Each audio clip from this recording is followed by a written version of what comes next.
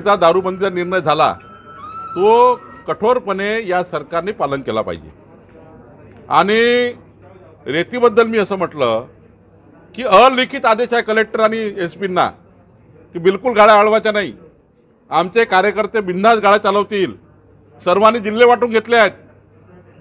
आणि त्यामुळं अवैध रेती अवैध दारू म्हणजे चंद्रपूर जिल्ह्यात तर त्या ठिकाणी वर्धा चंद्रपूर गडचिरोली जिल्ह्यात तर नागपूरवरनं गोंदियावरनं भंडाऱ्यावरनं पेटीच्या मागे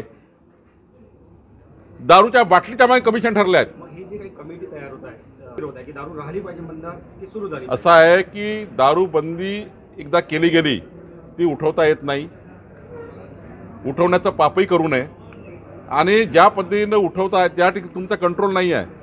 मला सांगा मग आता वर्धानी काय, मग गडचिरोलीचं काय, मग त्या ठिकाणी अनेक राज्यांनी त्या ठिकाणी दारूबंदी केली आहे, सर्वोच्च न्यायालयात केस चालू आहे।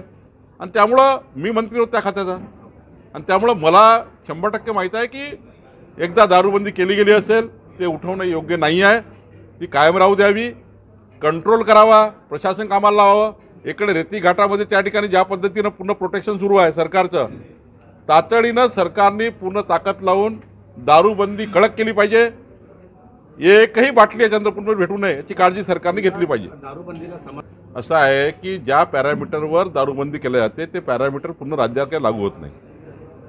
चंद्रपूर जिल्ह्यातले त्या काळातले गडचिरोली चंद्रपूर भंडारा वर्धा या सलग जिल्ह्यामध्ये मोठ्या प्रमाणावर प्रश्न निर्माण झाले होते, आणि खऱ्या अर्थाने ज्या पद्धतीने प्रश्न निर्माण झाले म्हणून दारूबंदीचा निर्णय घेतला होता।